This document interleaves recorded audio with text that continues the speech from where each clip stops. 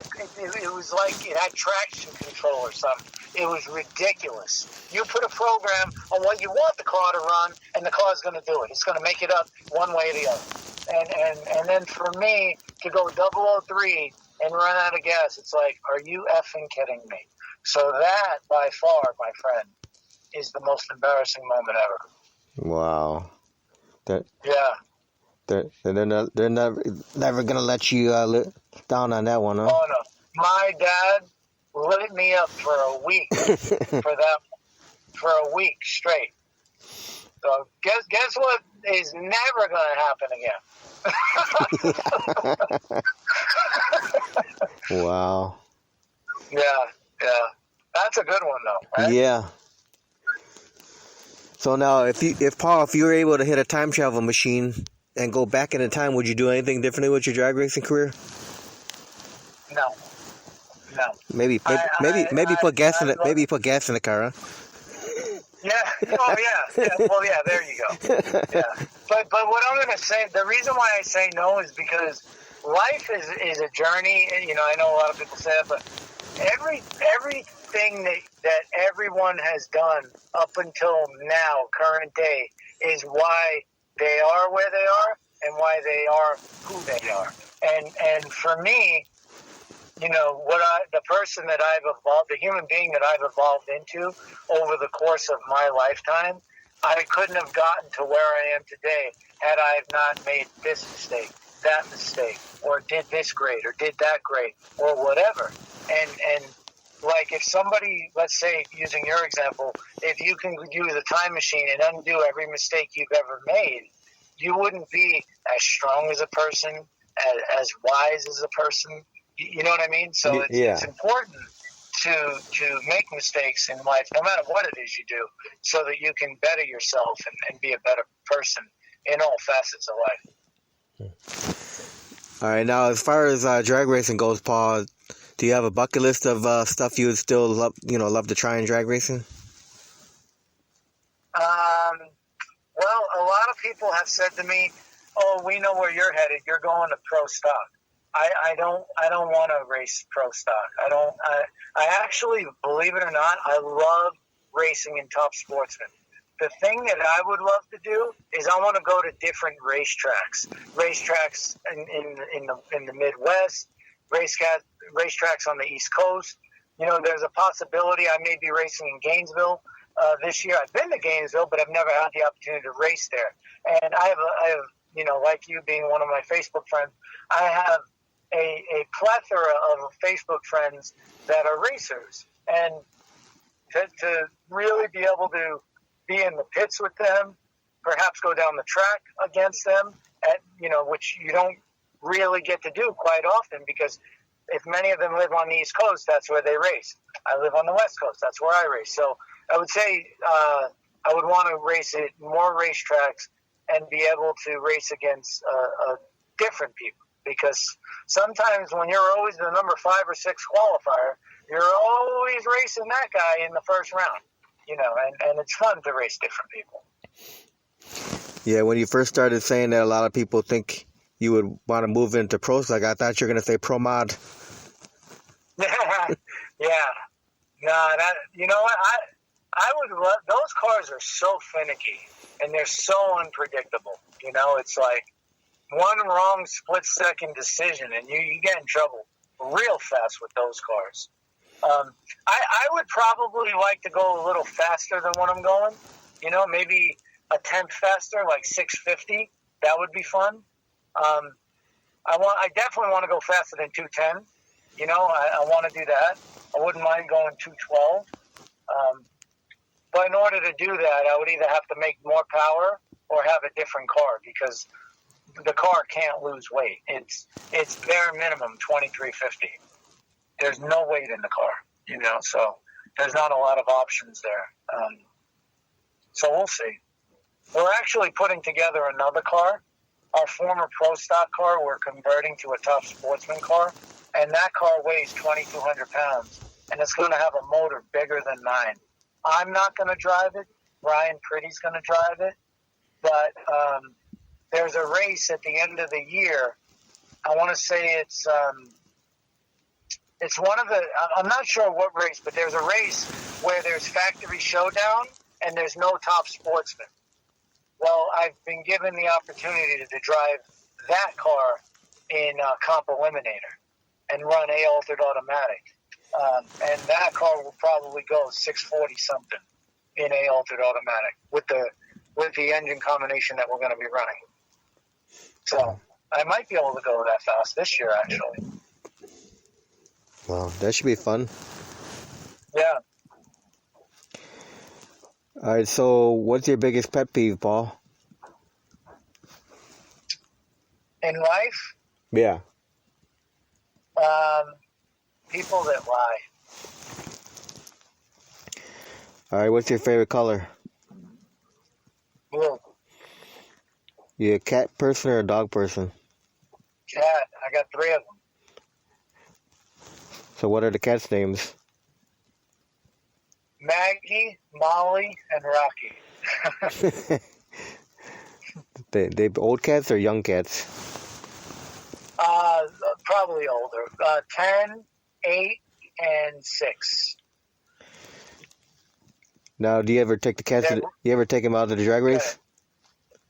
No, they're indoor cats only. They're Ragdoll cats, and Ragdoll cats are they're social cats. They require human interaction, but their defense mechanism is not like that of any other ordinary cat.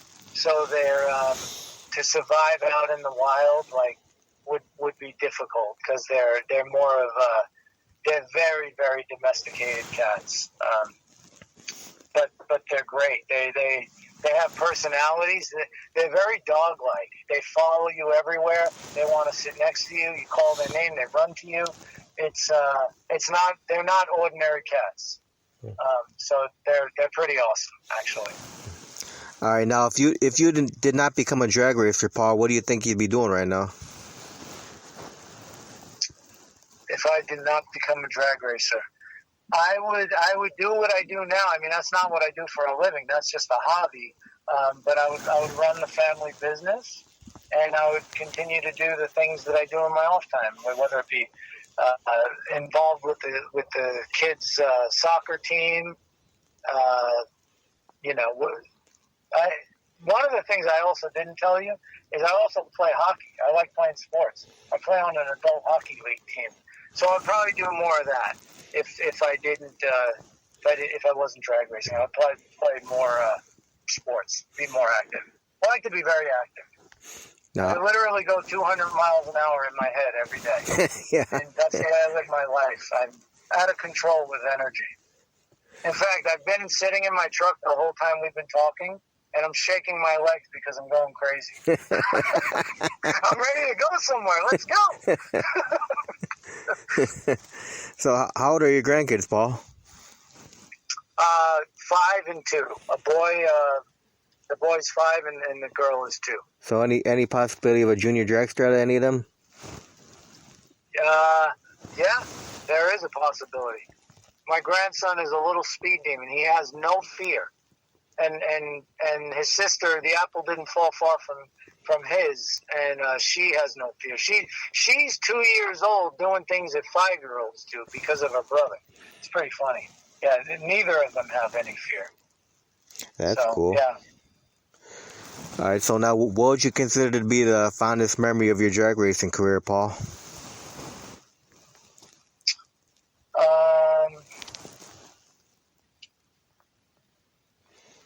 The win. I would say the first win would be the fondest memory because of this. It was at the home track. Every member of my family was there.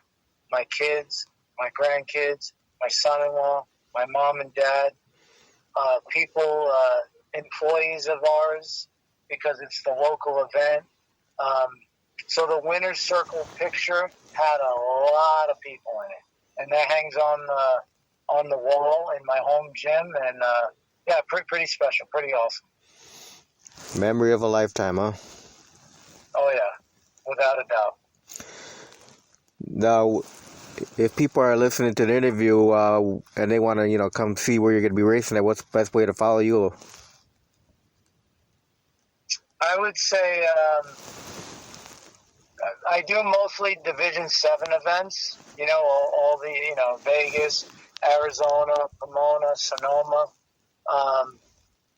But Drag Race Central is probably the best way to follow myself and how I'm doing at a given event.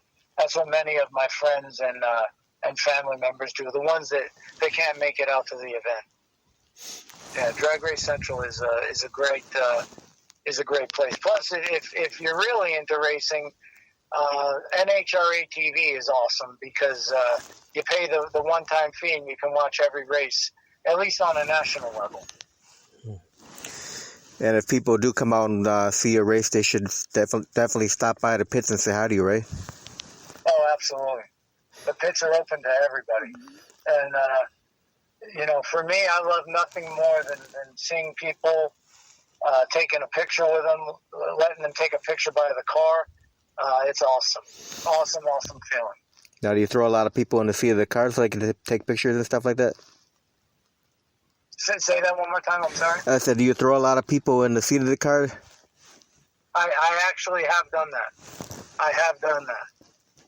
I've let them sit in the car and say, hey, want to sit in it? Yeah.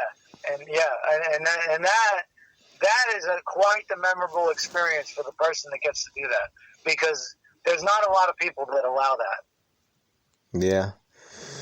Yeah, that creates that memory of a lifetime right there. For sure. Especially for the little ones. Oh yeah. So Paul, I want to thank you very much for taking time to do this interview today. Absolutely. Now, do you have any final words or shout outs, any kind of good stuff like that before we close? Everybody be safe, stay healthy, be safe, keep your distance, be smart, and hopefully all this stuff blows over very fast, where we can all get back to not only normal life, but normal drag racing, where there's lots of fans coming out, and you're able to come up to the pit and not so much have to social distance yourself, because we've all reached the end of this pandemic that we're going through. Awesome. Well, I want to thank you again, Paul, for being on the air tonight. Awesome. And awesome. I wish you the best of luck with the 2021 drag racing season. I appreciate you reaching out to me. I appreciate you having me on. It was a pleasure. Hopefully I gave you some insightful answers and made you smile a bit. Yep. And as well as all the fans out there. And I appreciate it. I appreciate you giving me the time and letting me have a voice in this, and it means a lot to me. Thank you very much. Oh, you're welcome. Hopefully next time we get you on, you talk about some big wins. Yeah, that sounds good to me. Hopefully it's a great 2021. All right, brother. You have a great night. You too. Thank you so much. All right, bye. All right, bye-bye.